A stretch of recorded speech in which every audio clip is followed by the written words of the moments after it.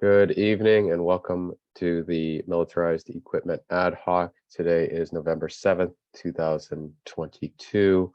I am realizing that we do not have the Q&A or the chat function. I will figure out what is going on with that. I realized that too late to handle that or have it ready for today. I apologize for that. I will work out the technical details for the next meeting.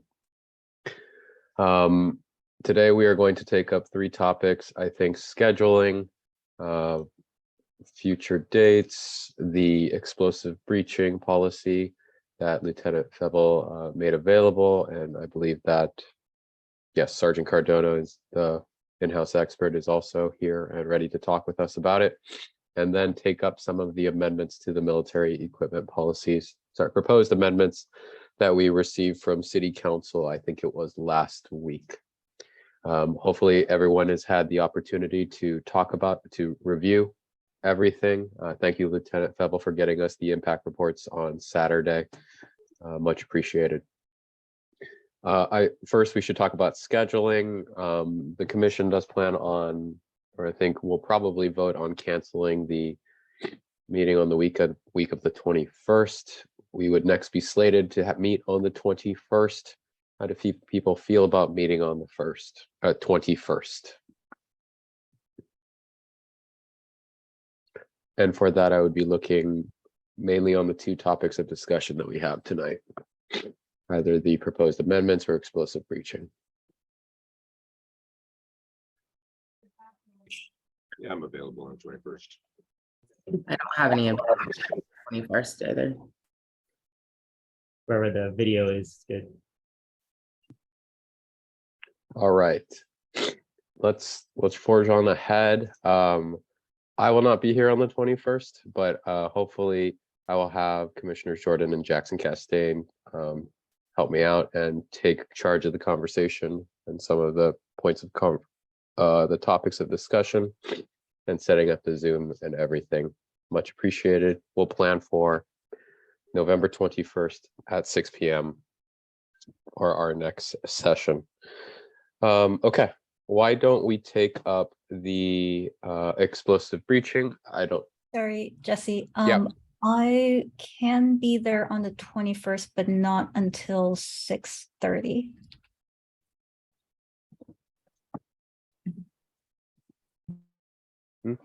Y'all want to start at 6:30? I believe I can make that, sir. I just I have a red eye that night, but I think I can do that. Yeah, sorry, I was just trying to get squared away, jumped in that conversation midway.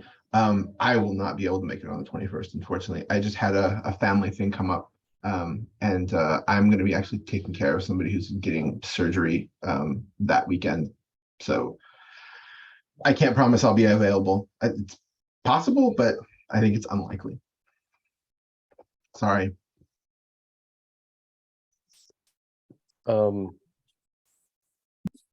Why do we do this?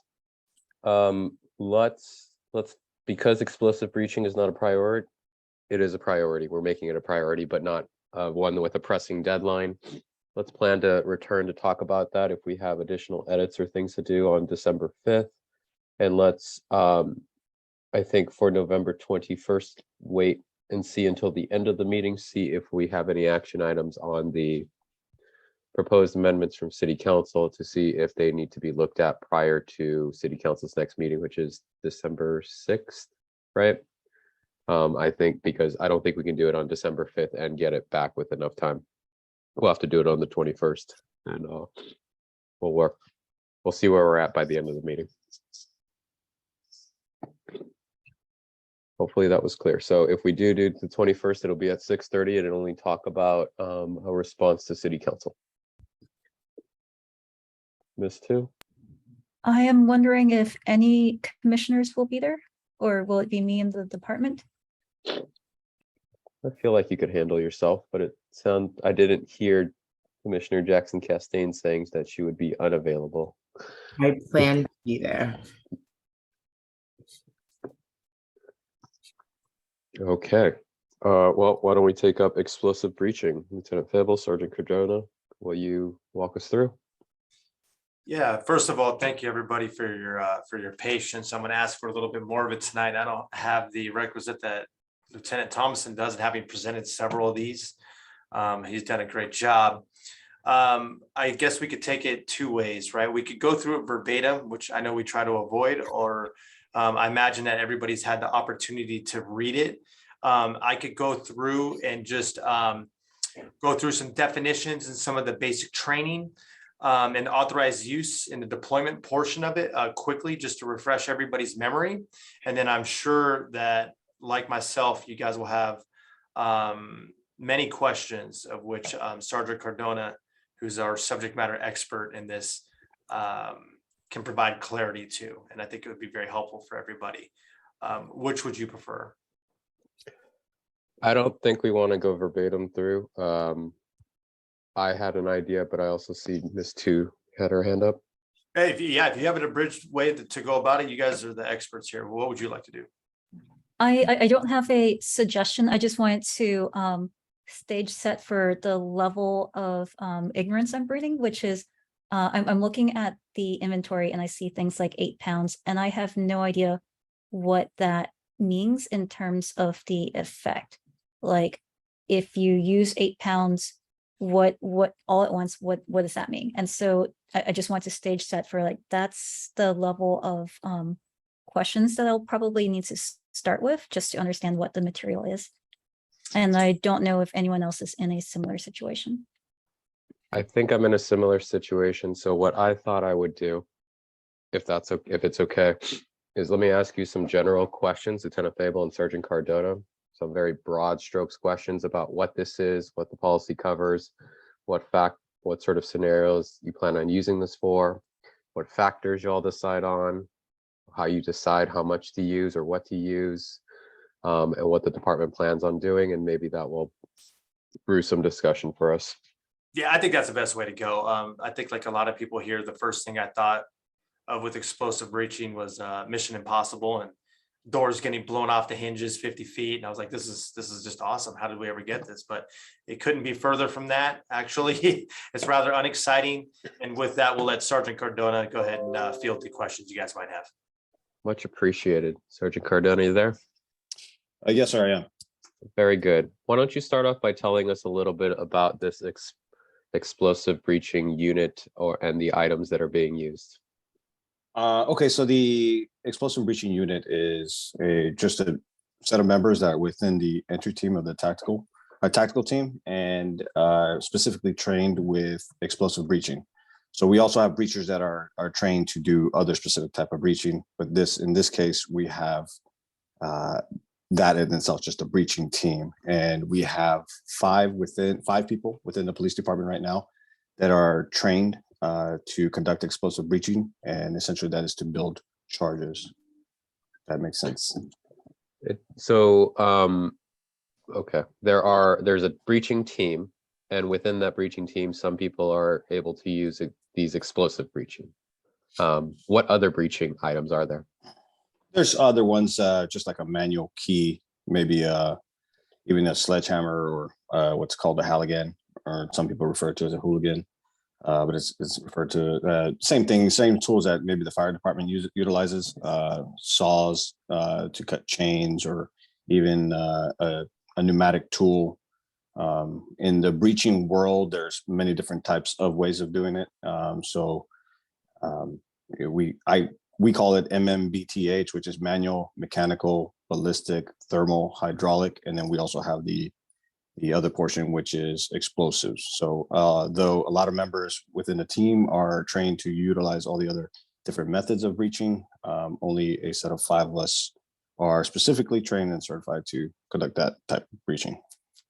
Miss Two? By breaching, are we talking only doors and windows, or is it more than that? We can do a little bit more than that. Could be anything from garage doors, walls, fences, cinder block, concrete walls, that kind of stuff.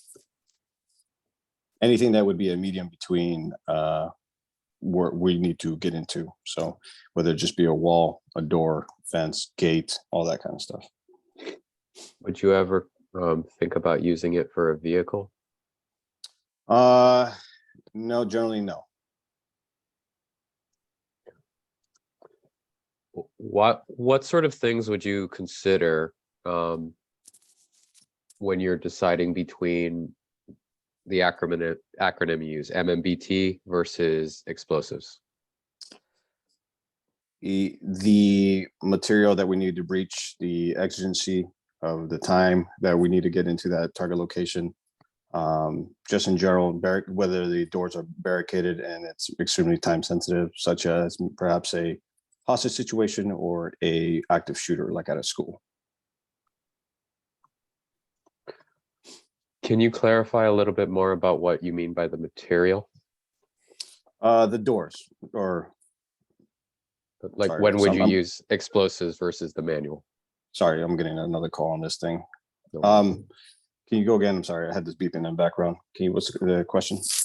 So you mentioned that one of the factors that you think about when you're trying to decide between the MMBT breaching versus explosive breaching is the material, the medium that you have to go through. Can you explain a little bit more? Is it like stuff that's more dense? Is it stuff that's less likely to burst through? Like what is it that you're deciding there?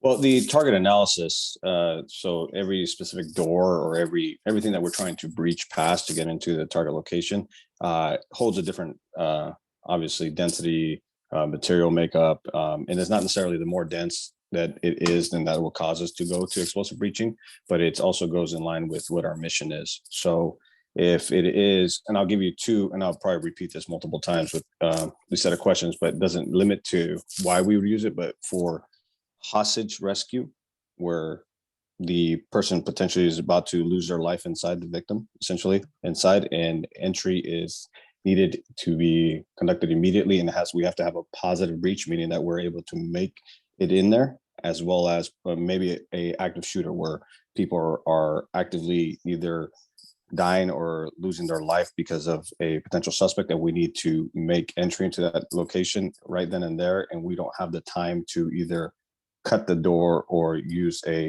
what would be, we call a key, but it's essentially a battering ram to get through that medium, which is the door or fence or something like that. We could potentially use explosive breaching to bridge that gap. This too.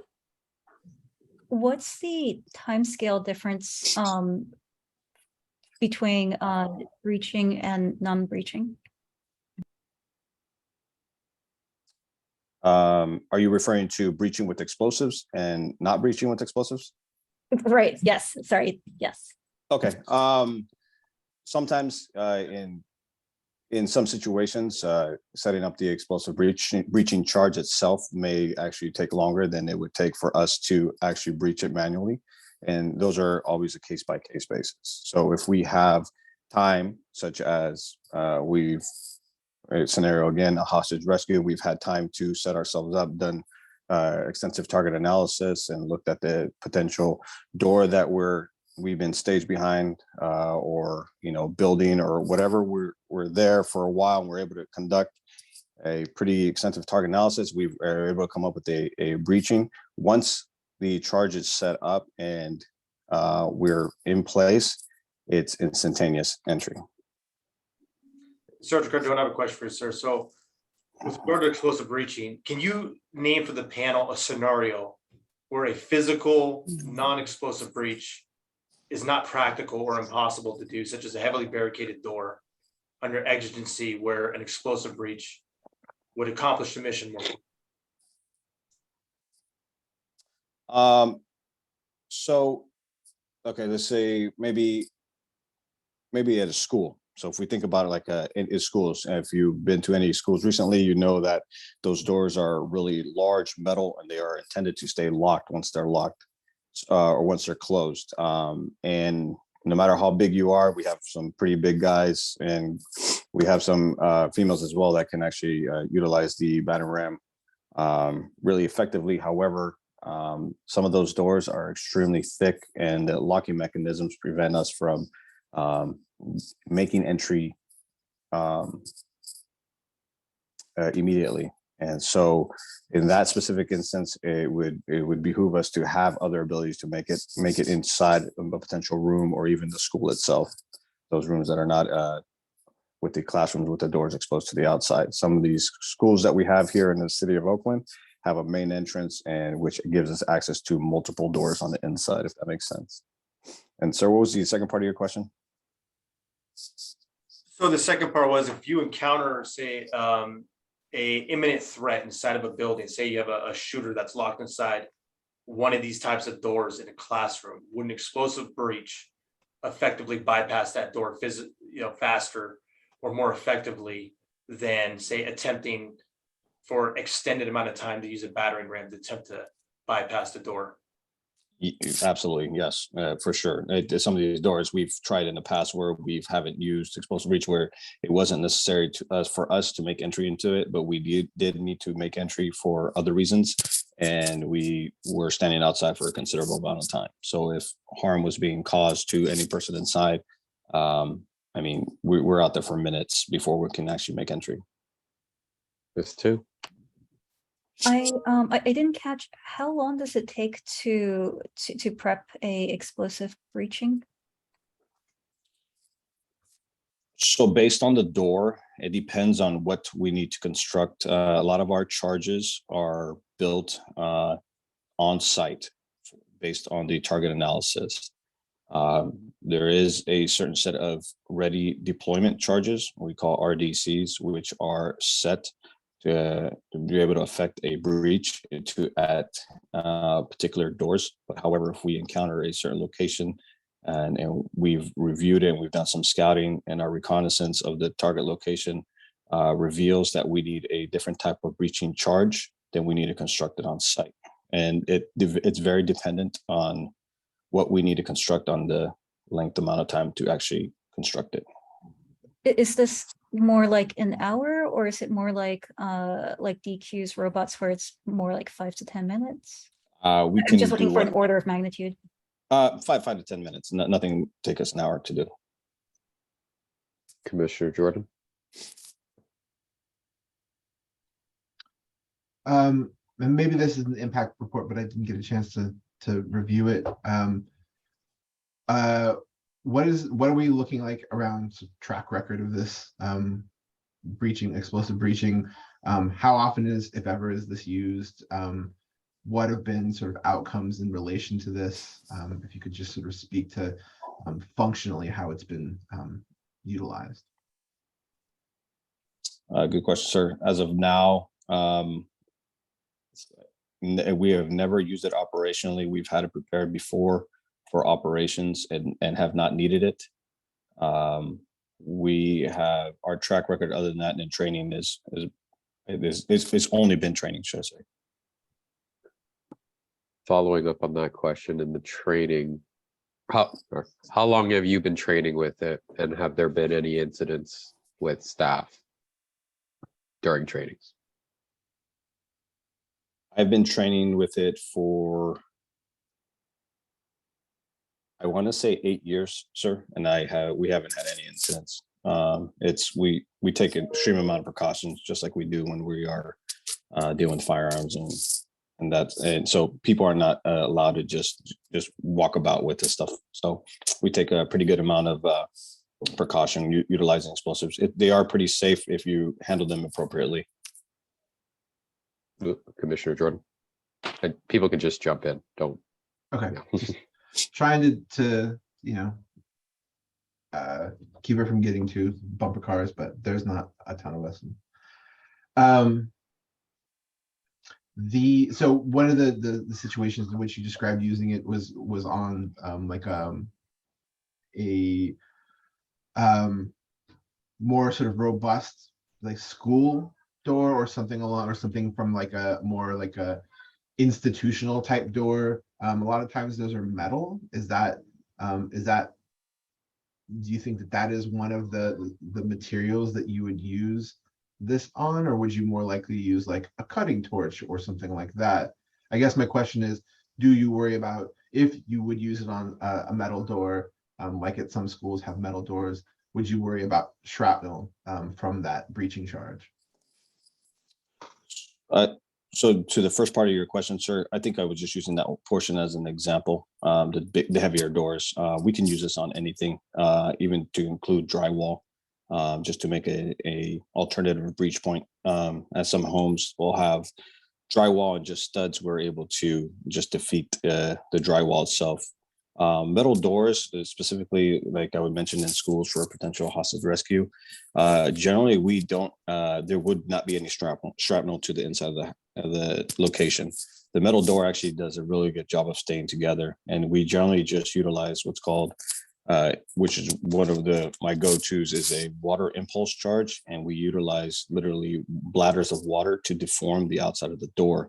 And essentially there's nothing that goes inside, and the only thing that comes back would essentially just be water. And we just deform the door itself so that the locking mechanism disengages, and then we're able to make entry. Got it. So not so dissimilar from the fan disruptor that we talked about previously. I had another question that was connected to that material. When we're talking about this, we're talking specifically about like explosive charges, but not like, say there are like specific shotgun rounds that are used for shooting out hinges out of doors. We're not talking about that. That goes under the sort of other category of breaching tools. No? Or yes? Correct. Yes, sir. That's two different categories. Got it. Okay. If it helps the panel as well, Sergeant Cardona and I had a good discussion regarding how he actually targets. So he could target many things, as he discussed, but actually how he targets doors, and he looks for the weakest link in the door. He'll explain this in his process. So they use a minimum amount of charge, because they only have to overcome just the latching mechanisms of whatever they're targeting and defeat that. They're not like literally doing the movies and blowing off the whole door. And then Sergeant Cardona, if you could also explain to them, I had those questions about, what is like the noise impact for the people on the opposite side of the door, the opposite side of the breaching team, and the impact for them on that side versus you and your team on the outside. Sorry, I was on mute there. Yes, sir. So there's a considerable difference being on the inside of the target location. Actually, you have, since you have that medium there, depending whether it be a door or whatnot, so that absorbs, and some of the sounds reflects off of that and then comes back the other way. But generally, when we construct these charges, we construct them with the intent to be as close as possible to the location itself. So we don't. We try to utilize the minimal amount of explosives needed, because essentially for any tactical type of purposes, which we have here, or which we're dealing with for these parts, we want to be and we want to set the team close enough that we can react appropriately. I mean, we can still potentially, we could be inside the same hallway, or we could just be around one corner or in a different room within the same building. It's not quiet. It's not extremely loud. We don't have any issues. We do wear ear protection, but for the people that are inside, the sound is mitigated by the walls and the door, and sound reflects off of sound is just essentially a frequency and reflects off of walls and all that. So essentially, when it goes off, it's not the same amount of sound, as opposed to where maybe I would compare it to maybe a flashbang that's in the same room as somebody. It's less than that.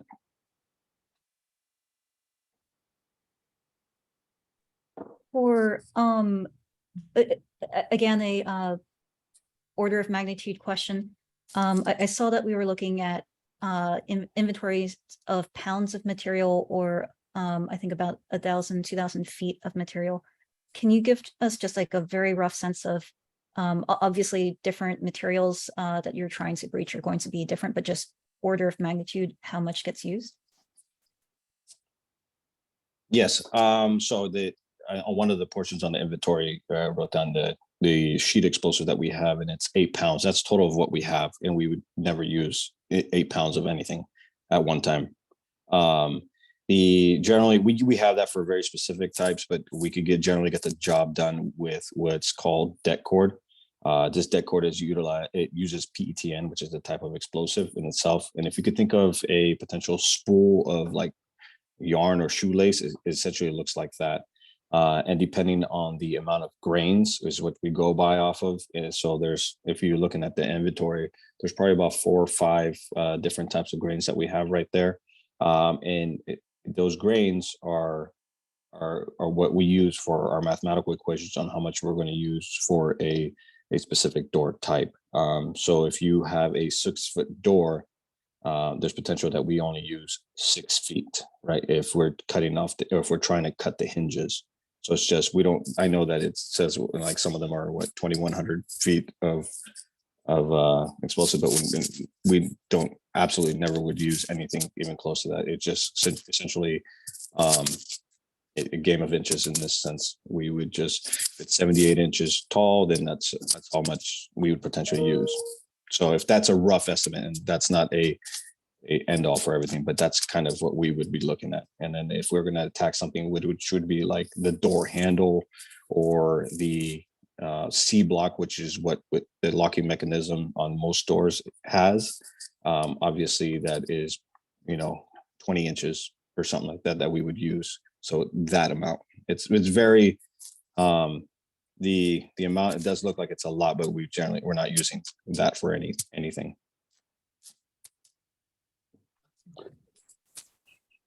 Sorry, Jesse, go ahead. I was going to move to a different topic if you want to stay on this. No, I was going to pick something else too. Go ahead. All right. Can you tell us, Sergeant Cardona, a little bit about how you choose your breachers? Yes, sir. Well, I generally have to have a pretty good knack for like mathematics. Generally, we do a screening process, obviously, and to get into the entry team itself. And those that are pretty good at mathematics and are able to do some pretty good reconnaissance and identify certain things like that. As of right now, 3 out of the 5 breachers are supervisors. They're all sergeants. 3 of us are team leaders on the SWAT team. So it takes quite a bit of, I would say, without tooting my own horn here, but it does take a certain amount of intellect to try to have a grasp of how these explosive breaching charges need to be constructed. So generally those that have a pretty good head on their shoulder are a little bit averse to destroying things. Don't want to overdo anything. So people that express quite a bit of caution. Okay, so let me see if I heard you correctly. Application process to get onto the entry team, order of merit list, or onto the entry team, yes. And within the entry team, obviously, or the tactical team itself, obviously has different disciplines. Is kind of a lot of things that we've been looking at, or you guys have been looking at. But within each team, which would be the entry team in this aspect, would be those that are able to perform duties. There's nothing in general that we have an order of merit list for the breaching itself, or the explosive breachers or the breachers itself.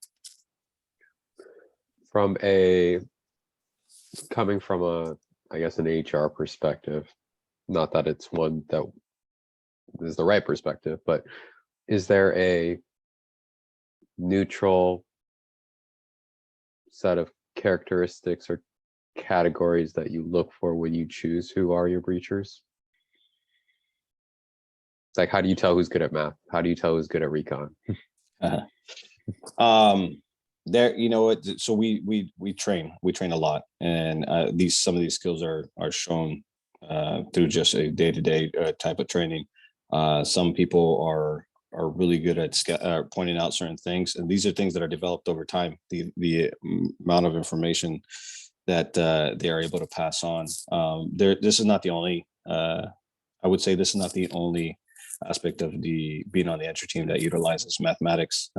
We utilize it for the deployment of chemical agents into homes and stuff like that, and that utilizes quite a bit of mathematics. And I think that kind of gauges, we utilize that as a bit of a gauge to whether people can actually understand that kind of concept of math. Are there any training requirements before someone becomes an explosive breacher? Yes, sir. So everybody has to go through an 80-hour course in order to be labeled as I'm sorry.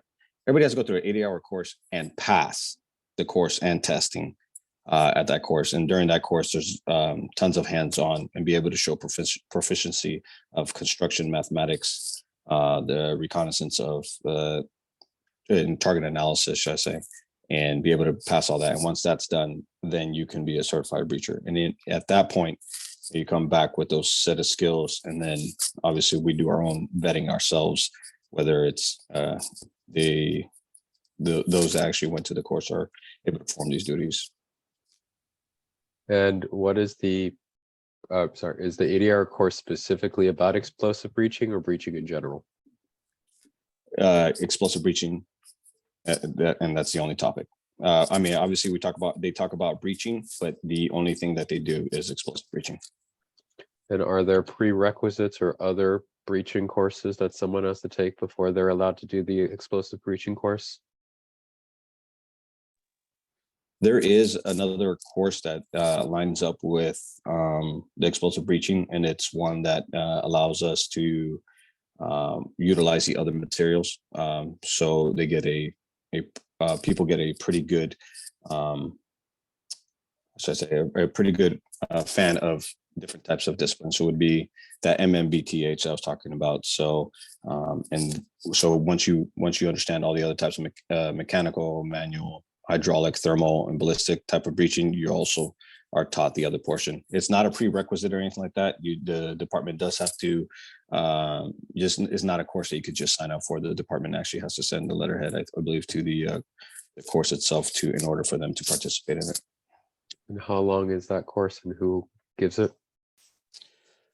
There is a company named by Global Assets, FET.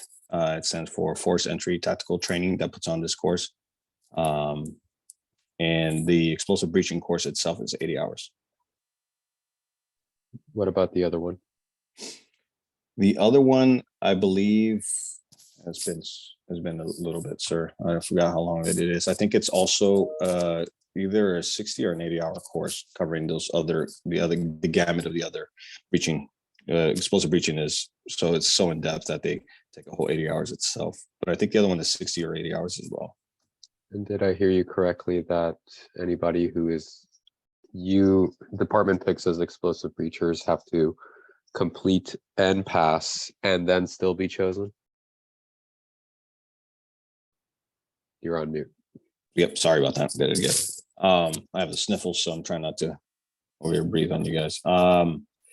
So yes, so we choose them once we have an idea of them having the wherewithal to be able to complete this course. The department will send them.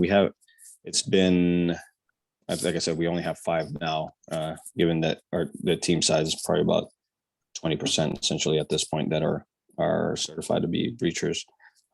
Obviously, we always have a breaching sergeant present when we're doing these trainings, and even if we are getting ready to potentially do an explosive breach for tactical operations and actual tactical operations, it'll be viewed and vetted by the explosive breaching sergeants. What are the ongoing training requirements? As of now, sir, we do obviously we look at every single problem that we have for a potential barricade or anything like that, and we discuss the potential for different types of breaching options. So that happens constantly during training. The entry team trains twice a month as it is now, but we train specifically, typically twice a year for explosive breaching itself. And those are full 10-hour days. Okay. That's all I have for training and personnel. Anybody want to take some, or should I keep going? I'll jump in one and then you can go again. I was surprised to see that the department has been training on this since 2008. That's a very impressive not using this streak that you've maintained. I'm kind of wondering what the closest is that you've come to using it, or if you can, if there are instances that you wish you could go back in time and have used it.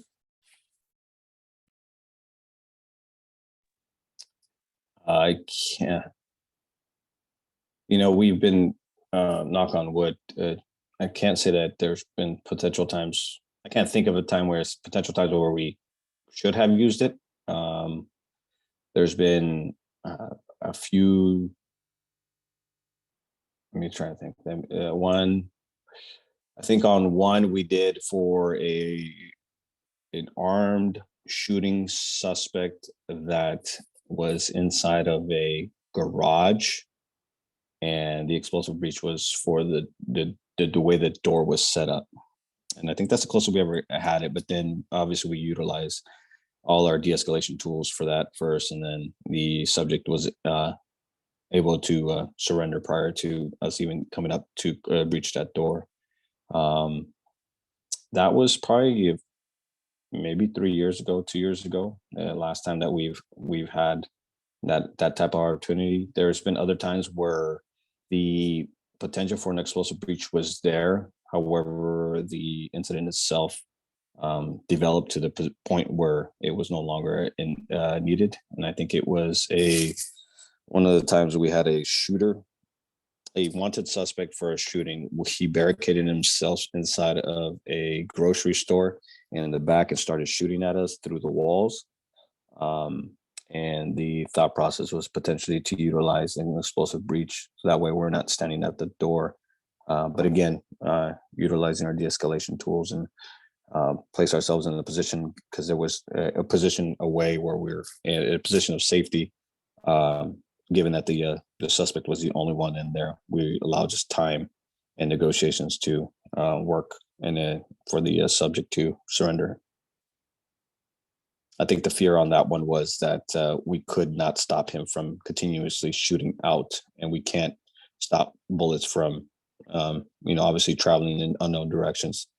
And he had the opportunity to be able to just continuously engage from inside without us actively stopping him.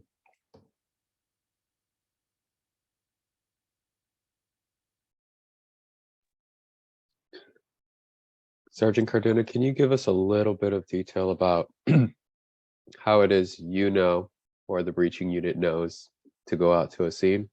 What does that look like? Well, given we're on our SWAT team is an ancillary assignment here, so everybody has their own assignments. For me, I generally, if I'm listening to the radio, I'll take a look at maybe potential incidents that maybe require a tactical team type evaluation. But it is all up to the incident commander and a potential tactical commander to conduct what we call a blue alert in order to authorize the SWAT team to come out to the location and assist. So generally that's kind of where we all come out as far as the SWAT team. So the situation has become too dangerous and will need to be handled by officers that have a different set of tools to potentially mitigate any further dangers to the public and other officers as well. This might sound like a silly question, but I ask lots of silly questions, so I'm going to do it. Is there a situation where the breaching unit would come out, but not the SWAT team?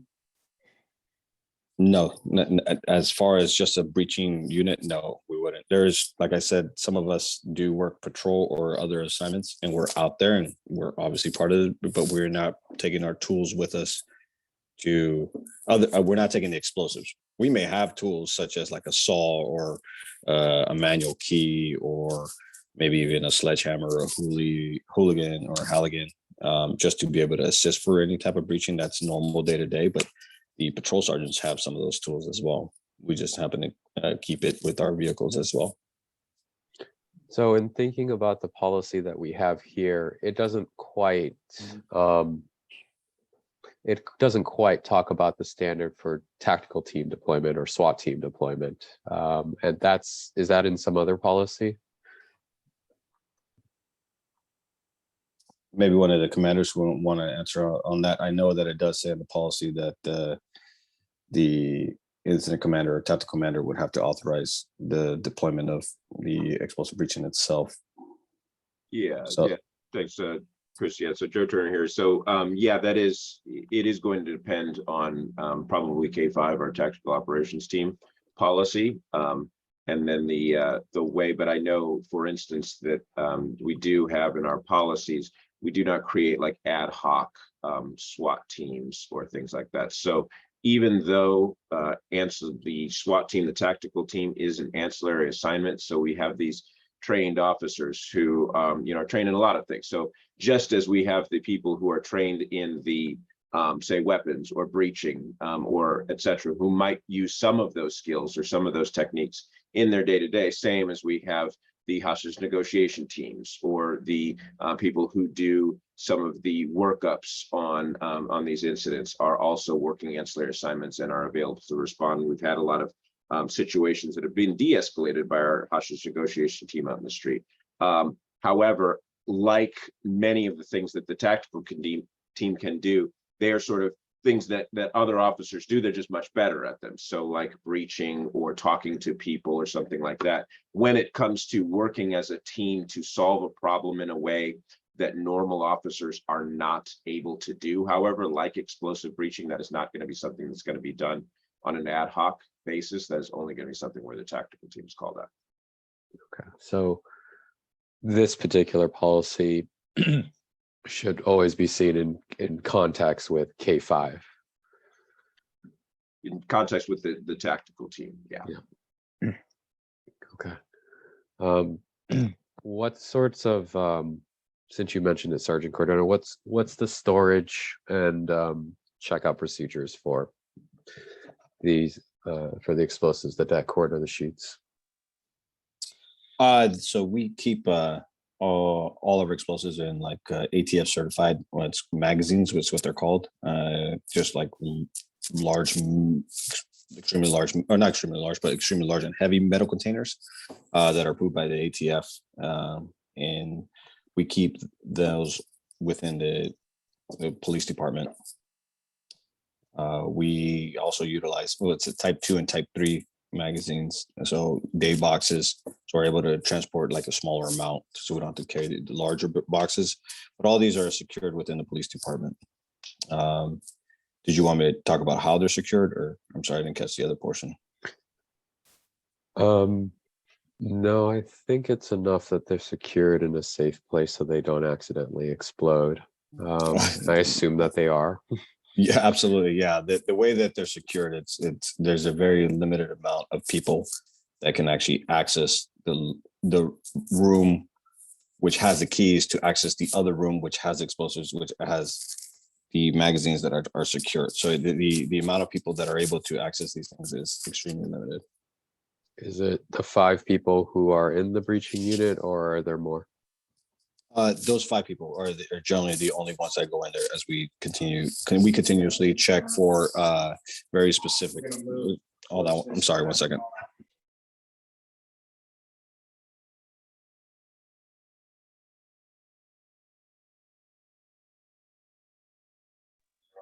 I'm sorry about that, everybody. I just have to break for a second there. Yes, yeah, those 5 people have access to it. And what logging procedures do you use to know who goes in and who comes out and what they come out with? We have just an actual log, the actual physical log that we are able to access and just make sure. So we basically check for conditions within that room itself, make sure that everything's still in place. We keep a pretty extensive log of all our usages of everything. So we keep even our training, what I'm saying is our training, since we haven't used it before for operations, we keep a log of every single time we've utilized the explosive for training. So all that stuff is kept either in records in the room, or if we're actively updating that stuff, it's with the explosive breachers themselves.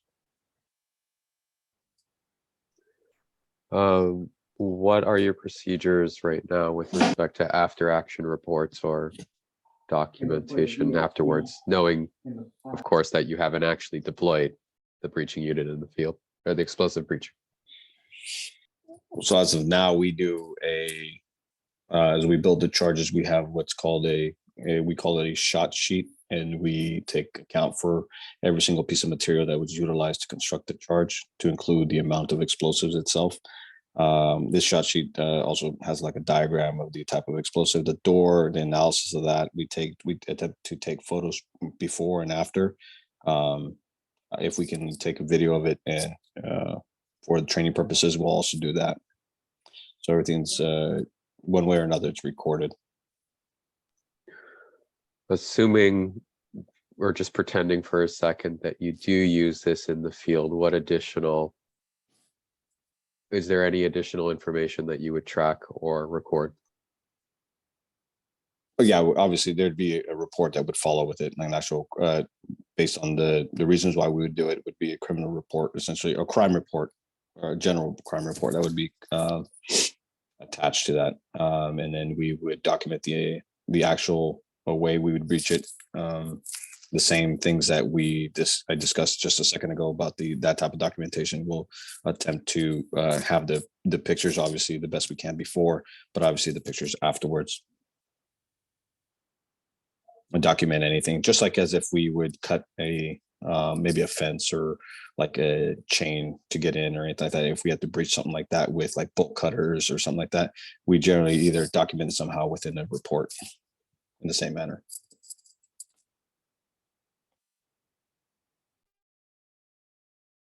Anybody else have questions or other things about this that they want to hear about? For the 8 pounds of, I think you said the sheets, can you give a sense of scale for like what that would do if you used all 8 pounds at once? Like, just, is that an entire building or something less?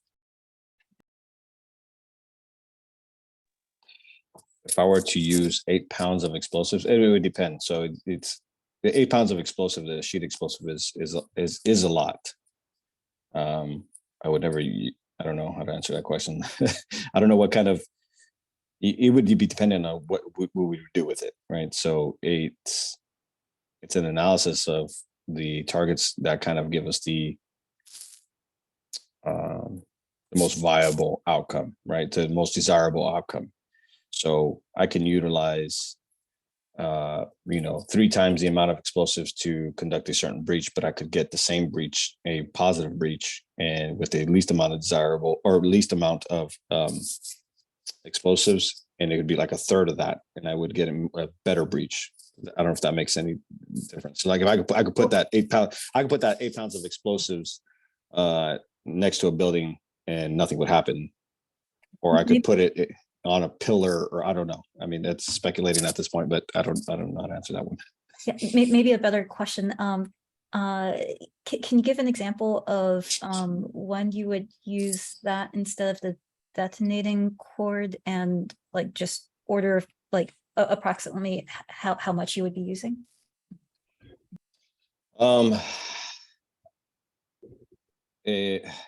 Okay. It's tough to say, and I'm not trying to, avoid your question here. So it's tough to say how and when I would use it. It depends on the very specific types. I'm trying to think of an instance. Okay, so think about a door that has a gap. Okay, a gap between a locking mechanism and the wood frame or metal frame or anything like that. And all I needed to do was try to separate that gap to achieve a breach. The sheet explosives allows us to basically slide a certain amount of explosives in between there, and then utilize what's known as a blasting cap on one end, and then the primary and secondary explosives then the primary explosive would then propagate the secondary explosives across and then separate that gap, and that would be a very small amount. So if you think about depending on what kind of separation I'm looking for, you could look for like maybe a 2 by 2 inch square piece of sheet explosive, and it's probably about 3 millimeters thick. So if you think it's really tiny. About how much weight is that? Because it was listed as 8 pounds, so I'm just trying to convert that. Think about, if you think about just a roll of paper towels, Okay, generally that would two of those would be, like, if you think of like at a bathroom, at a like a commercial bathroom, those big rolls of paper towels, that kind, if you say 2 of those, would that be a little bit over 8 pounds, I believe. It's not as much as one would think. It's got it. Okay, so that's why you're saying you wouldn't use 8 pounds all at once, because that would be like using 2 rolls of. yes, Commercial. correct. Yeah, Okay. yeah. And all I'm looking for is maybe just a little 4x4, 2x4 piece of sliver of explosive for a very specific type of desirable type Got outcome. it. Okay, great. That was really helpful. Thank you. Okay. Commissioner Jackson Castain. Yeah, just looking at the impact report, there's several different detonating cords listed. Can you explain the difference between them? Is it just the length, or do they hold a differing amount of explosives? So the way those det cords are used, we utilize, they're measured by grain. And so which one are you looking at particular? If you want to go by either any of them, or so they're all different types of grains within each type, if that makes any sense. So we're looking at the one that says like 4Y, that's 18 grains per linear foot. And you got the 5 Primacord 5. Do you see that on your list? Yes. That is 25 grains per linear foot. And then we utilize another one, it's Primacord 10. And then that one is like 50 grains per linear foot. So it changes the amount. So it's 18, for this instance, it'd be 18, 25, 50. And then we also have the Primacord 21Y, which is going to be the 100 grains per linear foot. So that obviously a linear foot of 100 grain would be the equivalent of 2 feet of the Primacord 10 or 4 feet of the Primacord 5. If that makes any sense. Okay. Is it just more explosive per foot? Yeah. That's it. Okay. Just if you think about a way I try to explain it to people, it's just a shoelace, and then a fat shoelace, and a fatter shoelace, and a bigger shoelace, because it's just rope. It's literally just cord. Okay. And then you did mention earlier that you use a lot of mathematical calculations to determine like when to use it, but does that also come into play to determine which one to use? Absolutely. So we calculate minimum safe distance, essentially, try to see how far we can be without achieving an excess amount of overpressure, particularly inside of buildings when we're inside. Overpressure is really hard to calculate, and when you're in the exterior, or it becomes even depending on walls on the inside. It's, without getting too much into minutia on this, we utilize, so sometimes it's a door may only require maybe less than 50. So I'll try maybe a 50 grain per linear foot. So we'll try a 25 and an 18, because we know that this is during training, should I say. So we'll try a, maybe a 43 grain per linear foot, or something like that. We'll try these. These are for our training purposes. And the mathematical equations will just kind of tell us how much we're using, what our minimum safe distance is, what is the overpressure in that area, and how far we need to be, that kind of stuff. That answers your question. Yeah. And then I have probably a dumber question, but in the event of a misfire, does that cause any damage to the cord itself or anything else externally? No, generally no. We often utilize like really poor primers, which we use for the initiation, and we often use that just so that when we're training, if we do have a misfire during live operation, we know what to do. So we'll set ourselves up for like maybe a potential misfire. The charge itself is essentially pretty safe. We can, if it does happen and we have the time, we could just set up a new primary, or we put a new blasting cap on it, and then essentially utilizing a brand new primer, which is generally that's what goes wrong with it, and then no issues. You can ask a question, Ms. Jackson Castaigne, actually, that's a great question you just brought up. I brought up the same question to Sergeant Cardona. Sergeant Cardona, could you explain to the group that if you want to dispose of a device, I thought that disposing of these devices was complicated and potentially pretty unsafe. And he actually explained the process of detonating the device in field that they don't utilize. And it can actually be done quite safely. Could you explain that to the group, please? Yeah, so say for instance, we're unable to, for whatever reason, I'll give you a couple scenarios. One would be that we set up a device and we place the charge on the desired location, and however we're not able to use it. A certified breacher, we could go up and we could just essentially dismantle the charge itself and then return it to its regular form.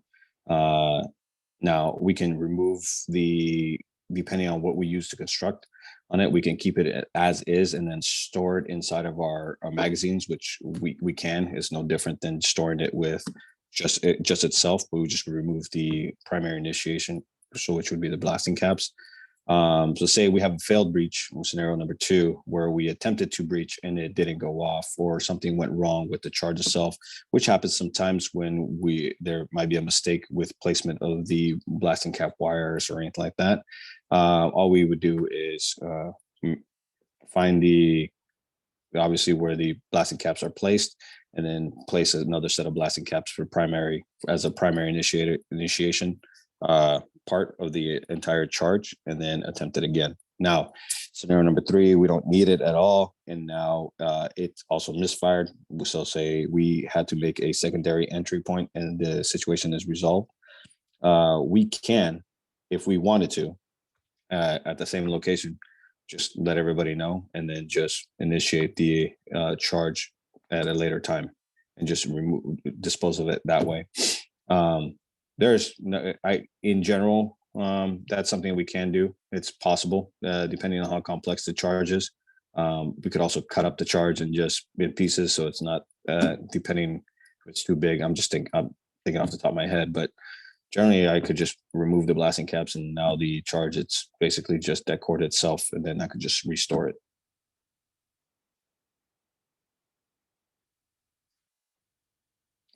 I guess I should say that the explosive itself is extremely stable. It's not extremely unstable, like I guess perhaps some people might envision, like nitroglycerin or something like that. You shake it up and it blows up, or something like that. That's not the way it works. It requires a primary explosive to detonate it. So without that, it's pretty safe if handled properly. Okay, I have a few more silly questions, but just need to check off the boxes. Does the department plan to or ever think that it's going to need to use explosive breaching on people?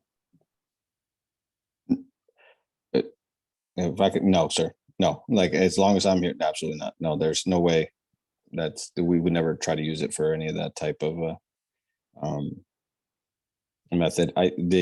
Our primary trainers that we use are absolutely like against that type of usage for the explosive. So not even outside of the department are people training others how to use this in that matter. Thank you. I want to be clear, that's not just say, wrapping someone in the det cord, but also in a situation where you have an active shooter and there's really no way to get at the person except to bring the house down on them. That I'm also considering that situation. Does the department ever think that it's going to do that? Without speaking out of turn, sir, I can't think of a situation where we would ever, that specific situation that you're talking about, I still don't think that would be the best application of our tools. I think there's other things that we can utilize in that situation. Much appreciated. Like I said, silly questions sometimes, but have to be asked. Yeah. Understood. And I think I heard, and I also read in the policy, sort of a general principle that you try to use as little of the explosive as possible to get the job done. Does that sound about right? Yes, sir. Okay. along the same lines as my other two questions, would you ever consider, because I have to ask, using explosive breaching on animals? No, sir. Okay. Are there any situations that that would be present that would cause you to not use explosive breaching as opposed to other tactics? Presence of people, presence of I don't know, particular types of material, presence of So let me just write a few things down. First question was people. Yes, absolutely. If it's if we are sure or unsure of there potentially being somebody who potentially be harmed on the other side of the door, we will not use it.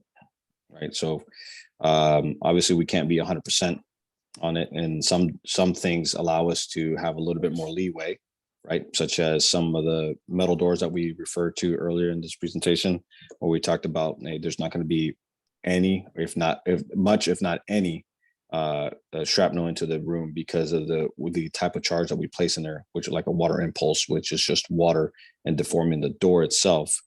Yeah, even if the person was on the other side, I feel pretty safe that we've done some of these charges where we've kind of been in the same room or around the corner in the same room, and nothing really happens, or we just knock out the door handle and it literally falls maybe about 3 inches away from the door itself.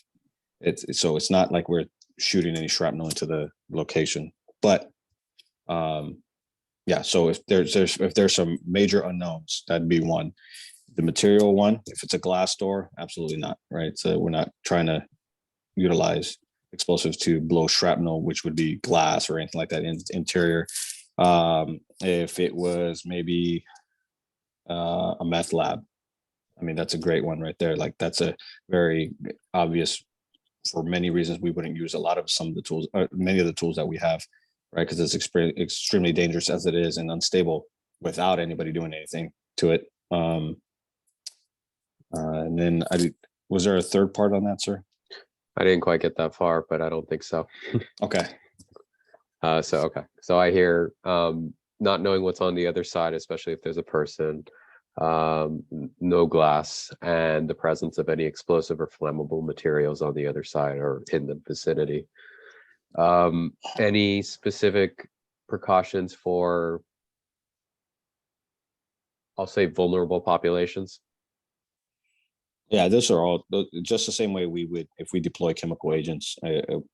The same thing. We would look at the totality of the circumstances and understand what we're trying to accomplish. Now, not to say that the alternative being us not doing anything and potentially somebody losing their life. I think there is a certain amount of risk that is being able to take where a person inside of a house or maybe nearby is going to lose their life if we do not act.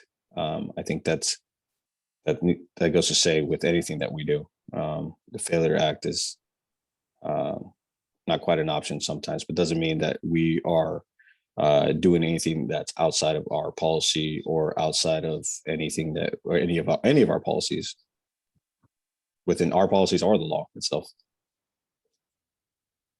If I could, I had a thought sort of following along with Commissioner Shea's sort of line of questioning. I think, and this is just kind of to eliminate the possibility of asking the question about, would the explosives intended for explosive breaching be used for anything other than explosive breaching? I think is a thing that we need to sort of explicitly prohibit. I think the are you referring to like potential like natural disaster type thing or anything else? I'm sorry. I think anything. I think that we want to know, we would like to know, if we don't ask the question here, it will get asked eventually. Yes, sir. Is there a possibility that the explosive charges used for breaching could be used for another purpose? And if so, what would those circumstances be?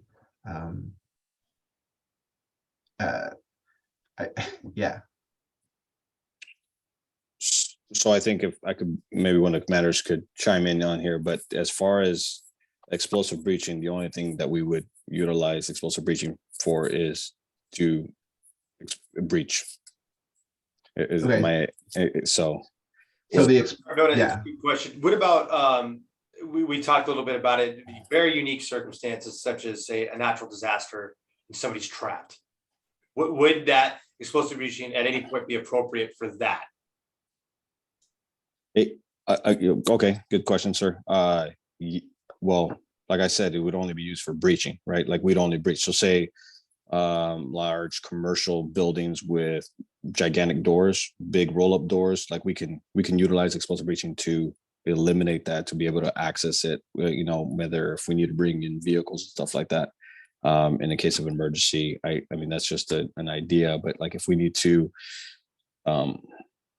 gain access into certain locations which have been impacted by potential collapse of potential, like the building itself, and the door is jammed and there's potential loss of life occurring inside and it needs to be immediate. I could see where if we didn't have the other tools available at that time, or they're being utilized for mass casualty type issues or situations, right? Because our tools are limited to a certain extent, and some tools are able to be used by others. And this is something that can only be used by a certain amount of people. So I mean, I'm speculating at this point, but yes, I think there is portions where it would be used to breach.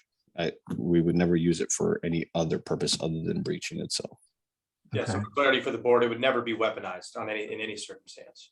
I think that is what we want to hear and that's part of.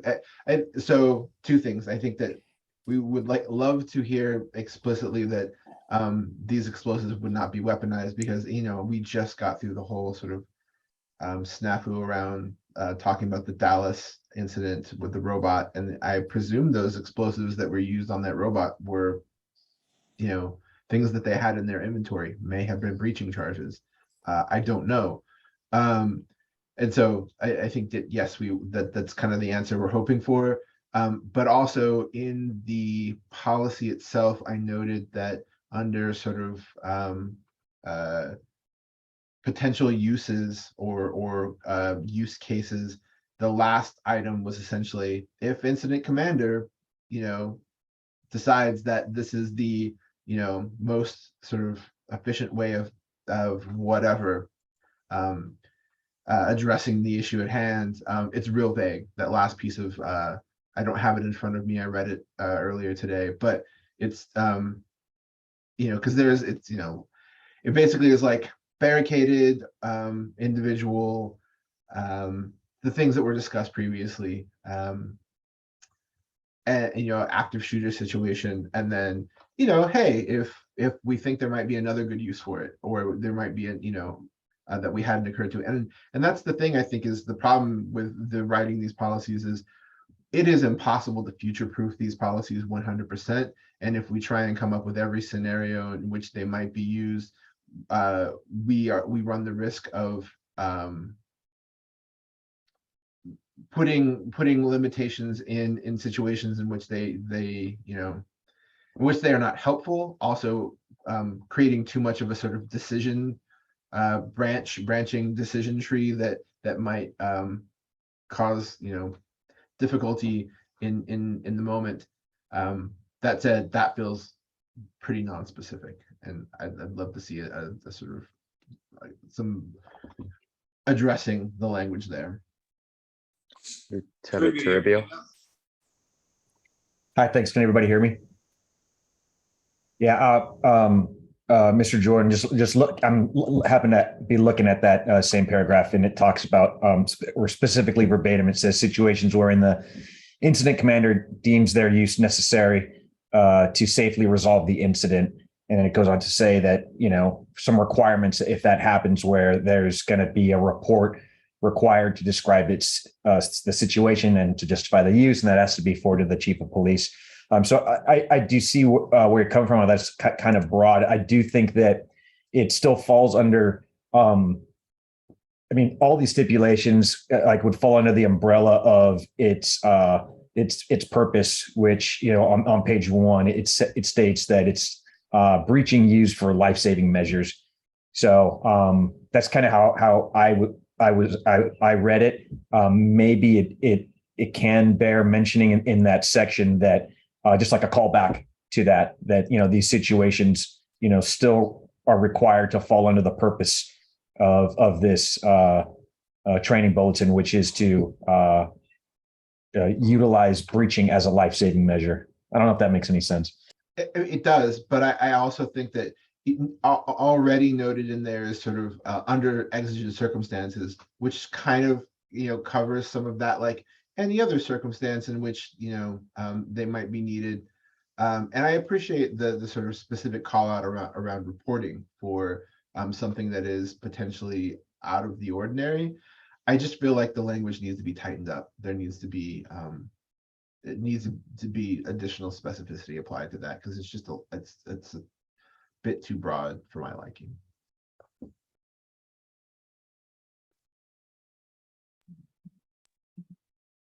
This has been a really interesting discussion to be a part of. And I'm really appreciating how much all of us seem to be agreeing on the same things, but kind of running into the same problem of how to express that in a policy.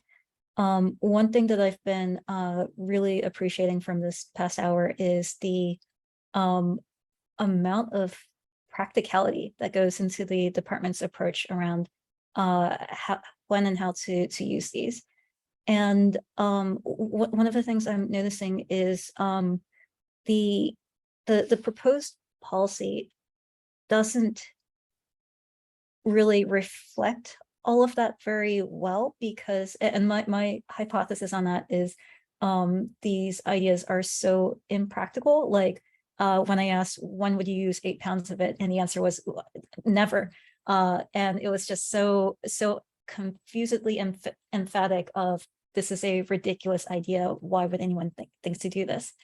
And so I think that there is maybe a little bit of challenge in drafting a policy that even considers some things that are so impractical as a possibility. And so I just wanted to call that out as a challenge of creating this policy, even though we all seem to be on the same page about what the policy should do, but it is challenging. I don't have any suggestions. I just wanted to make that observation. Thank you for that observation. I do think that there is a lot of thought that the department has gone into or done in going in through this policy, the impact report, and just thinking about explosive breaching in general. I think perhaps what we should do, since it's 7:17 and we have one additional topic on the agenda, is to put a pin in this, to thank Sergeant Cardona, let him go on with the rest of his evening, have him come back if he's available on December 5th, where we will take up this policy and impact report now with this additional background and excellent information and thorough sort of vetting. Perhaps we can take a good look at this policy and see, or maybe make some suggestions before that meeting for us all to consider. I know I will. Hopefully other members of the ad hoc will as well. Thank you, Sergeant Cardona. Thank you for your time. Thank you, Sergeant Cardona. All right. I want to take the 42 minutes that we have left to discuss what we got back from City Council and the proposals. We all got an email from Mr. Lindsay Poland a little bit earlier today, sort of explaining what where these came from. For what it's worth, I don't particularly care. I think that if there are ideas that are worth considering, they're worth considering and to actually engage with. In my mind, there are two things here. Number one is the commission's response in general to the City Council when it's making this request. But I suppose number two is what we do about these particular proposals, and sort of the department's position on them. If there are other ways to frame this or to look at it, I'm open to hearing about it. Lieutenant Turner? Thanks, thanks, Commissioner, and I appreciate that position. And I do think that this forum, the one that we're in right now, it has been a great place for us to discuss many proposals, and have people ask and feel safe in asking questions that they may sort of self-deride as silly or but have actually really provided a lot of information. I do think, though, in this case, I don't share the same view in terms of these proposals, and not because they don't have merit on their faces. It's the manner in which they have come to us. I understand we did get this email from Mr. Lindsay Poland, and then the circumstances of these come in. I will say that disagreements have happened and will continue to happen in these type of forums, and that there is an appeal process for these things. However, this felt like, and I was really trying to grapple with this a lot after the meeting with the city council and having discussed this, had fielding the inquiries from the council members like a violation of trust. And it was raised mainly because it feels like the way that these have come to the city council is through a misrepresentation. In the email we got today, the idea that these recommendations were not discussed by the ad hoc or the full commission, I feel like at the very least it's an obfuscation of the truth, to be blunt. And the manner in which these were raised to the city council, as if the commission and this ad hoc had not done its due diligence, had not attempted as best we could to follow the law and to put into the policies the things that we needed to, and that instead of disagreements over perspectives, which are valid and need to be heard, but then instead that these were not correct or illegitimate proposal that we were putting forth, really did a disservice to the quality of the debate and the ability to work together both now and in the future. And that's my perspective. Thank you. Commissioner Jordan.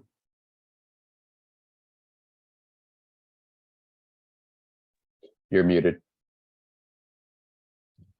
Thought I hit the button, clearly didn't hit it. I agree with Lieutenant Turner largely in most respects. And reading John's email, I do feel like it was a little bit disingenuous. I do not agree with, if he was going to send that, it would have made sense, given that he was a part of his ad hoc at one point, for him to share those concerns with us. To say that we had not addressed most of the things, most of those recommendations, in some respect, is just frankly not true. We had sort of examined virtually every aspect of that, maybe not phrased in the exact way that he had phrased them, but those things had all largely been considered. And it just sort of felt like backdooring a group of people who you had made an agreement to have a sort of good faith discord with around this, which is frustrating because I feel like, and I don't know, Jennifer, maybe you can tell us how you feel about this, but I feel like we have generally gone to great pains to make sure that any person's voice on this ad hoc has been validated and given its sort of due amount of time, and not been sort of dismissed out of hand. I don't think any ideas have been dismissed out of hand, whether you agree with sort of the final language or not. I also will say that from just sort of a purely sort of process and structural perspective, asking a body who had not been privy to any of the conversation and were not sort of at an informational level to make decisions around this stuff, to make edits, or asking him to approve this but with these edits, given that they actually did not have the legal ability to make edits to these policies, they had to accept or deny them, and not accept them with edits. That is not sort of, as I understand it, a sort of part of how this process works, and that is, I think, built into the ordinance itself, which if John wrote the email to the city council. He helped draft this ordinance. So I don't understand why that disconnect exists. Also, the language within that email was, it just felt as though like there's a number of points in which that I don't want to have to sort of like go through them and nitpick them and enumerate each one, but a couple of them that really stuck out to me, and just the way in which it was sort of laid out there around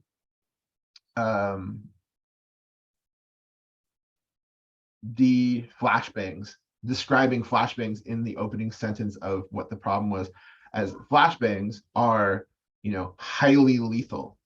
I would say that flashbangs could be described as potentially lethal. But to describe them as highly lethal, or highly deadly, maybe it was the language, is an exaggeration, is hyperbolic, and is not helpful, because hyperbole, regardless of how you feel about the what side of the issue you're on, hyperbole doesn't help anyone. If I'm on John's side, and largely I often am on John's side on these issues, I still get frustrated with the use of the hyperbole, because it's so easy to undermine those hyperbolic statements, and it just weakens your entire argument, and it kind of pisses me off. Also, the sort of suggestion that the less than lethal policy was specifically geared towards shooting 11-year-olds is a misrepresentation of the language altogether. And that is an issue we went around on. It's not as though we did not discuss that. I know I've been talking for a minute, but I also sat through a fucking 8-hour meeting, only to have a group of people who were too scared to make a decision a few days before an election tell me, go back to the drawing board. So excuse me if I'm a little irritated.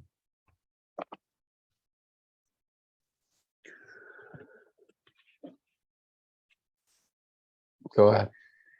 All right, unless you want to go first. I hear the frustration. I am happy to talk about the frustration that is directed to me personally. I don't really want to try to speak for John at this time. Okay, great. Just wanted to make sure that that's clear.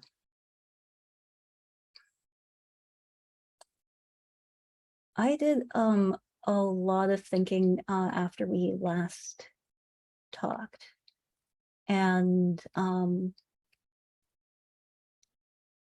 so Lieutenant Turner, I can definitely recognize why, especially after having had that discussion 2 weeks ago, or 1 week ago at the time, that might have been a difficult thing, a very frustrating thing to hear.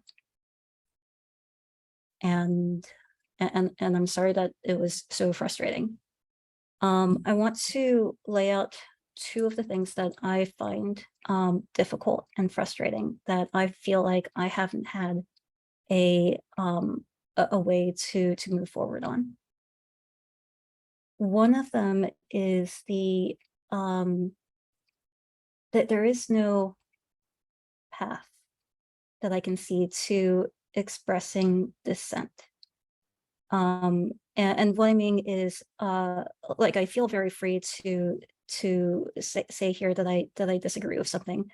This has been a very warm and collaborative space to be able to say things that might not be popular, might cause strong feelings, might make you feel kind of silly, because who would say such a thing? But what I mean is, I don't see a path in which I can express a dissenting view of, yes, I'm part of this ad hoc, yes, we had this discussion, I don't agree with it, and this is why. And I wish that I had recognized that that would be an issue earlier, because then we could have had a discussion before things progressed and feelings were hurt. Like I don't feel, it doesn't feel good to me when I feel backstabbed. I'm really sorry that's how you feel, because that's a really terrible place to be. And I'm sorry for my part in it. At the same time, I also recognize that there wasn't a path for me to be able to express dissent. The other thing that I've been grappling with is I don't feel like there's been a path to revisit issues either when there are new ideas or new information that comes up. Some of the, for example, I think you mentioned flashbangs, that came up in public comment before a very small body approved it. And that information changed how I was thinking about flashbangs by a lot. And I don't feel like there was ever an opportunity for me to bring that back up, to say, look, we worked really hard on this. I thought it was ready. You thought it was ready. I learned something new. We all learned something new, and I think it's worth revisiting. And I don't feel like there was ever the space for me to do that. I think that some of that is on me. Of it would have been really helpful for me to have ignored that feeling of I can't add things to the agenda or I can't suggest things, and to move forward on that. It's hard. I will note that tonight I am the only community member present. Usually there are 2 to 3 police commissioners, anywhere from 4 to 6 representatives from the department. And I don't have the same ability as a only person to do everything. It's also hard to do this in an environment where, when Commissioner Jackson Castaigne isn't present, I am the only woman. And I recognize that it can be a challenging place to be. And it can also be challenging for everyone present, right? Like, it's not fun. I assume it's not fun for you to be hearing the questions that I ask, or my constant demands for, but how do you know? How can all of us know, right? Like, that's, I assume that's a little bit more frustrating when it's coming from a woman. And it's, sorry, I realize I've just been speaking for several minutes. I think that however we move forward, it would be really helpful for this ad hoc and ad hocs in general to think about the mechanics of these questions of when how do we make space for people to register a dissent. The first time I made a public comment, I identified myself as a member of the ad hoc. The second time I did it, I thought that was something that was not desired by this group, so I tried to speak for myself. When Commissioner Jordan spoke up, I recognized that maybe that was not what he wanted, and that he would have preferred if I had identified myself as a member of the ad hoc, but the last time it seemed like that was not desirable. So creating some kind of path forward for members to be able to dissent and issue some kind of a statement where they're able to say, yes, I'm part of this, and no, I don't agree, even though I think we've all worked very hard on this. I also don't have any answers on the path to revisit. I think that finding some way to work with community members, especially community members who have not served on ad hocs before, who have not done this kind of work before, would help a lot in being able to surface issues and find a path forward that doesn't involve moving in a direction that other members of the ad hoc find unpleasant. I'm sure there's a better word for it, but I'll try that one for now. So yeah, that's it for now.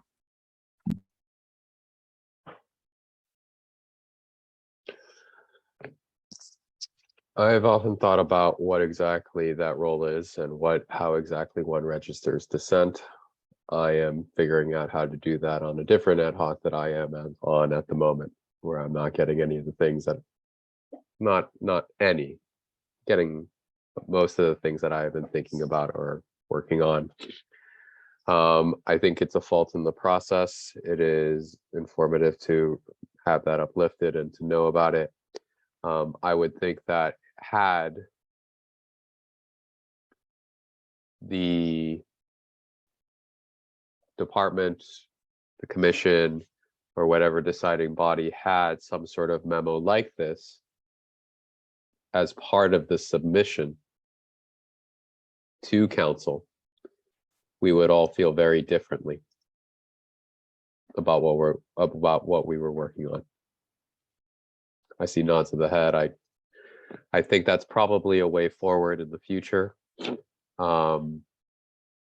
That's not something you would necessarily know off the top of your head. Frankly, I've been thinking about it in many ways.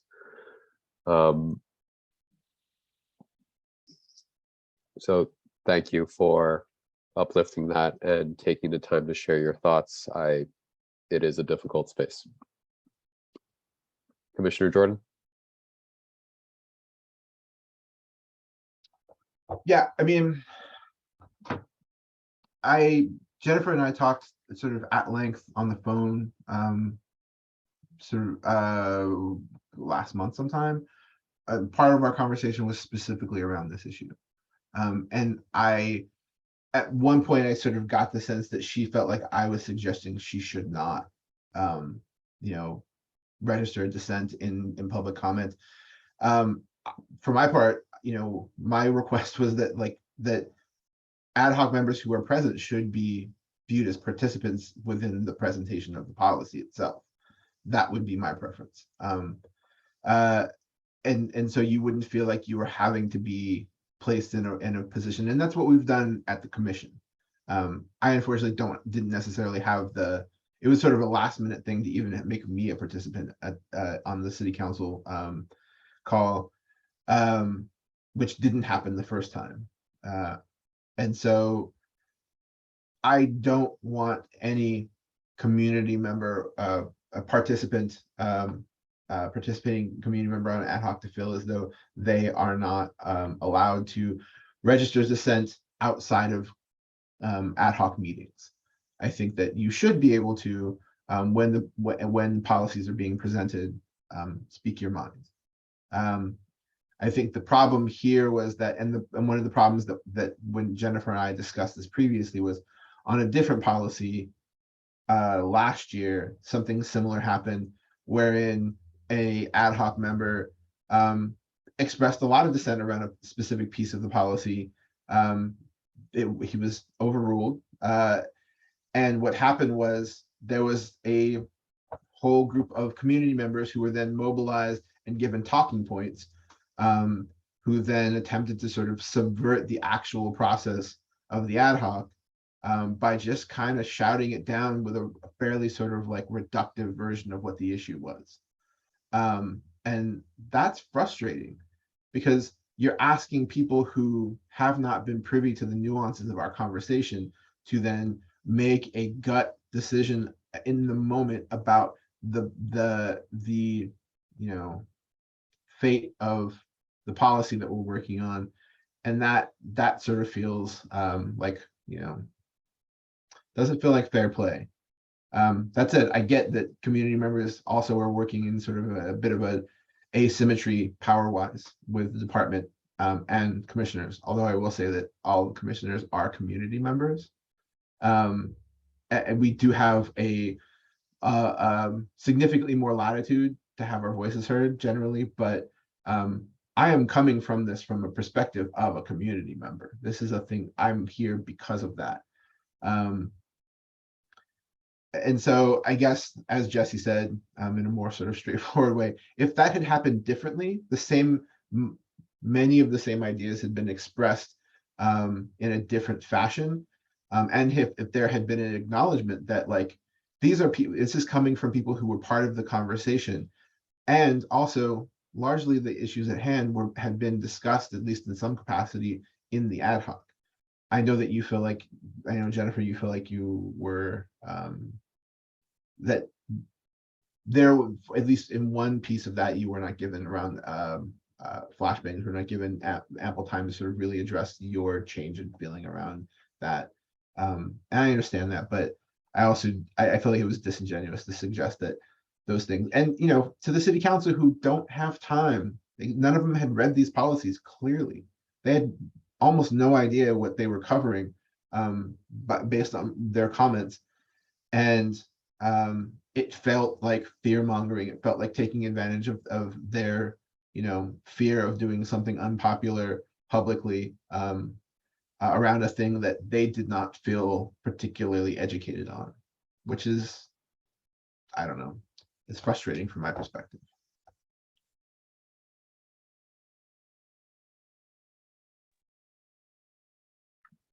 All right, so I'm gonna try and explain what I think is several perspectives on the same thing, which is working with activists.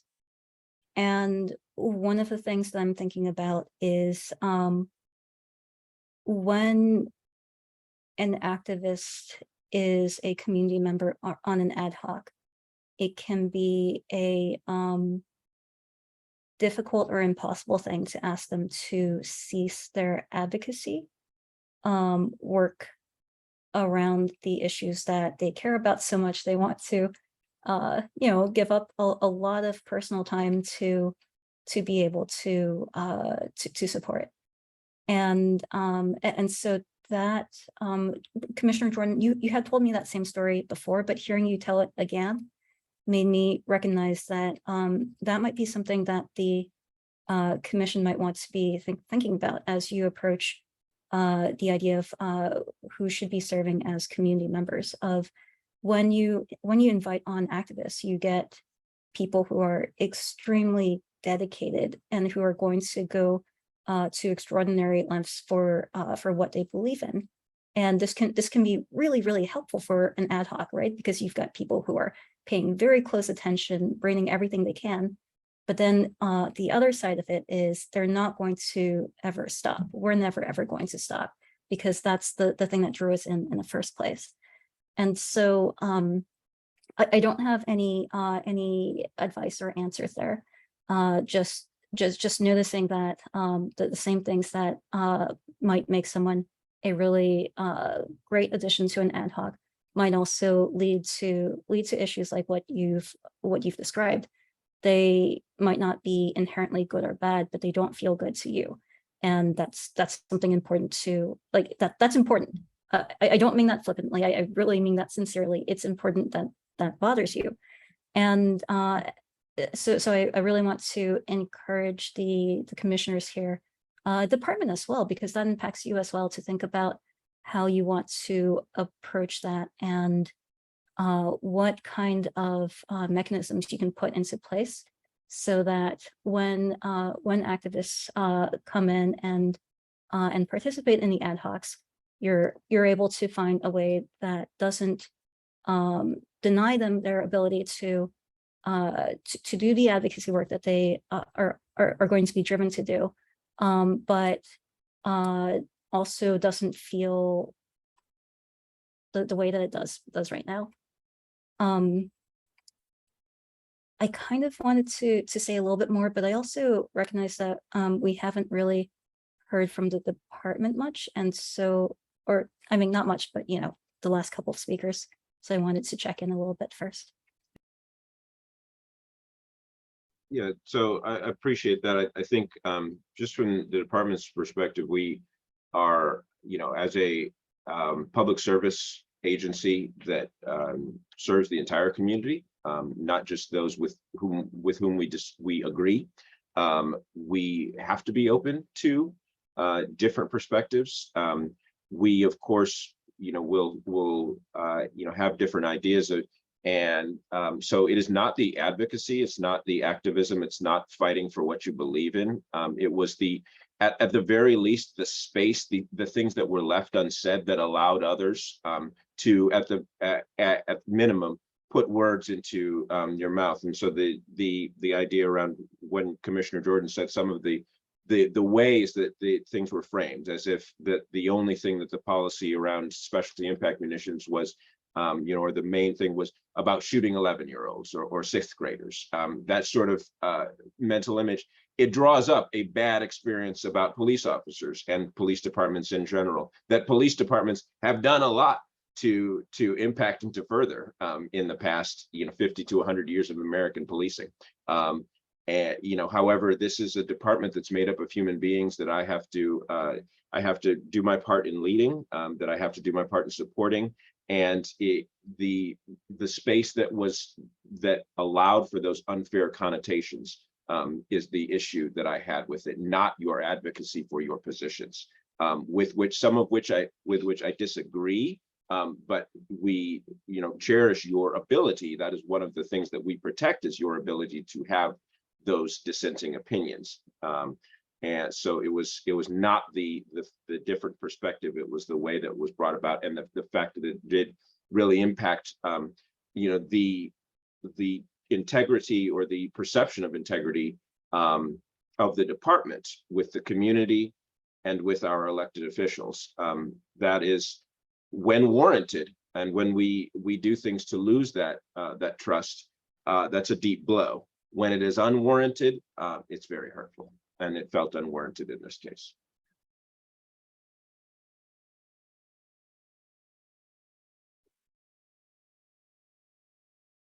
There's two. Yeah. I think if I had all of the thoughts that I had in the past couple of days, we probably would not be having this particular discussion today. And if I'd been able to have had those thoughts the last time we met, again, we wouldn't be having this discussion in this way today. I am wondering, especially to Lieutenant Turner, what you think about some of the ideas that have been tossed around tonight in terms of in the future, if you were to have an ad hoc in which a community member was dissenting with the rest of the ad hoc's opinion, would working with them on being a panel member, so that way there is that path to both expressing the dissent without, I don't know, making unintended implications about the work of the ad hoc or of the department. Like, would that be something that you think would be helpful, or is there more that we could be doing? And I use the word "we" loosely for how the police commission and the department wants to move forward. I think I absolutely see, anytime there's like this type of disconnect in the things that you've expressed, right? That's something that we as a group, right, as other people endeavoring towards a better solution, right, need to see and acknowledge.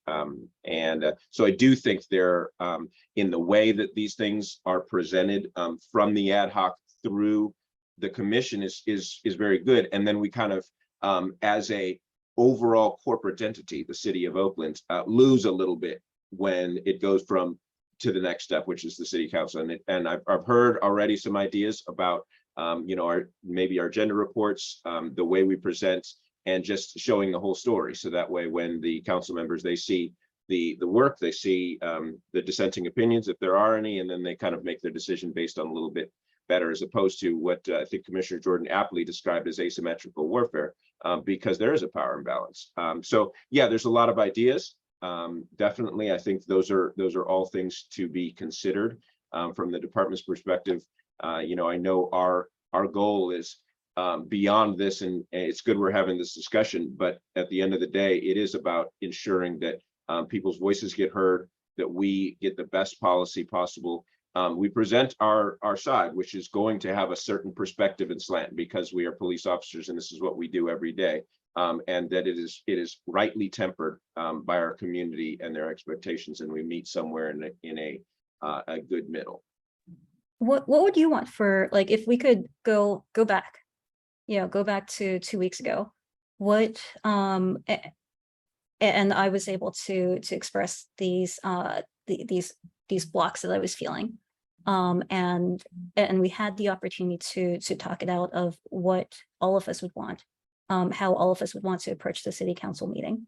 Obviously that's missing the fact that John reached out to me on Monday before the city council meeting, so ignoring that fact, what would you have wished could have happened that could have met everyone's needs?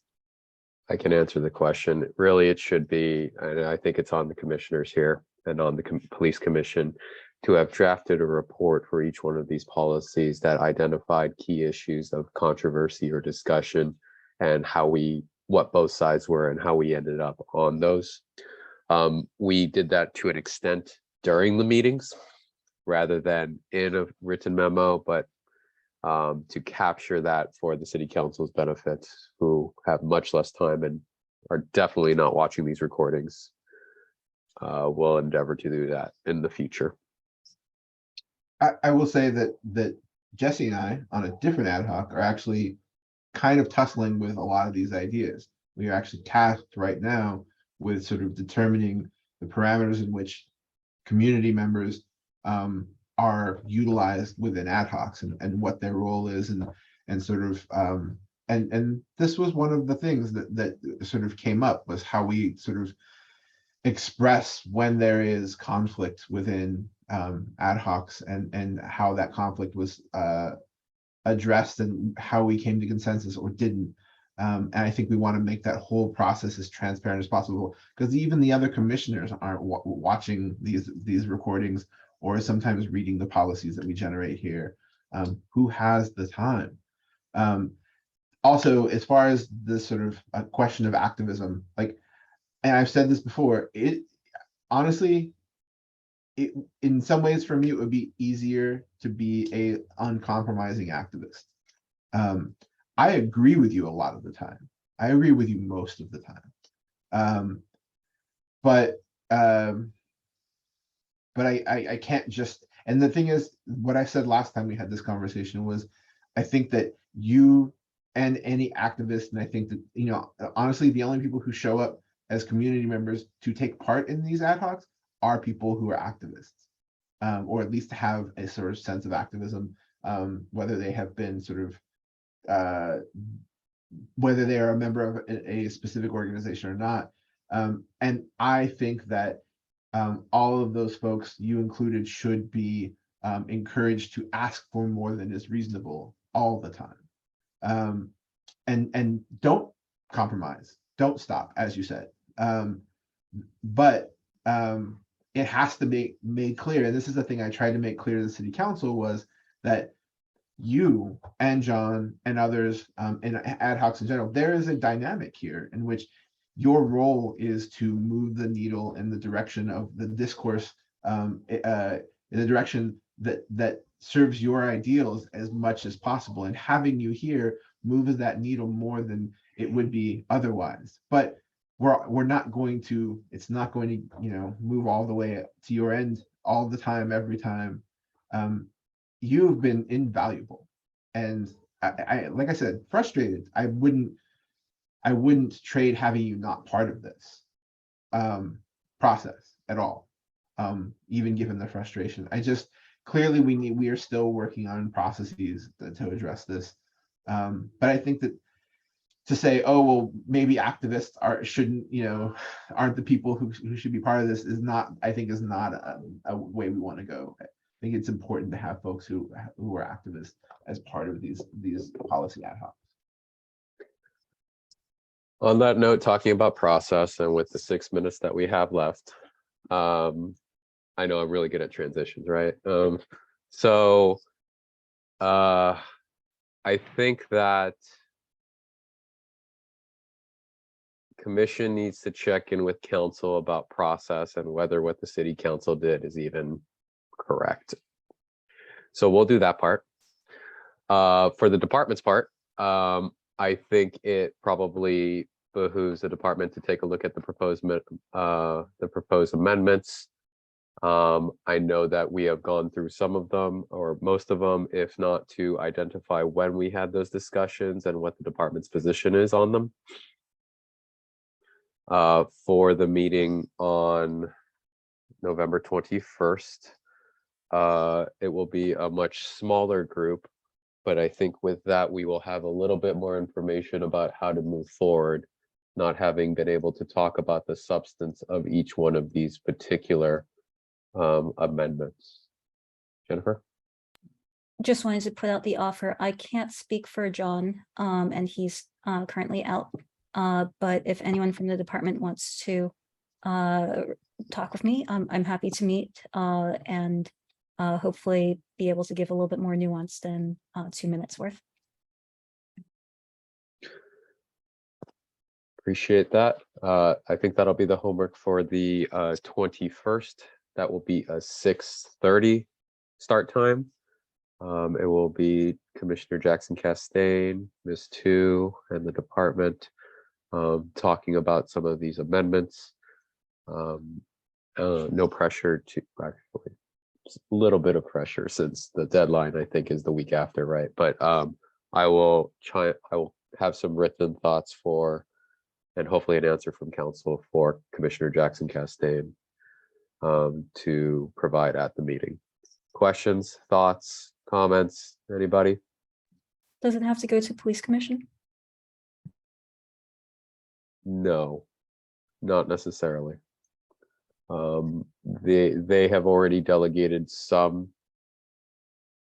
well, I'm gonna let council answer that question and then we'll figure out what to do with that.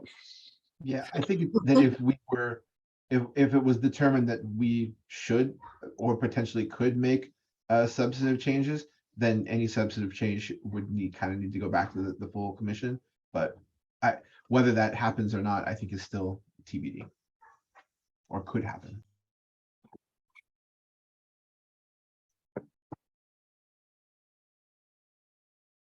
I'm gonna just take a moment of silence, see if anybody has anything to add.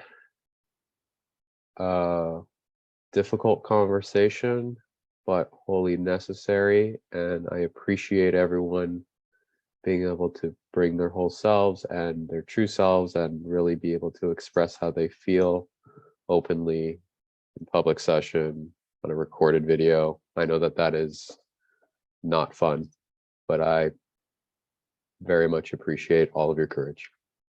Thank you all. Have a good night. Thank Good you. night. Good night. Good night.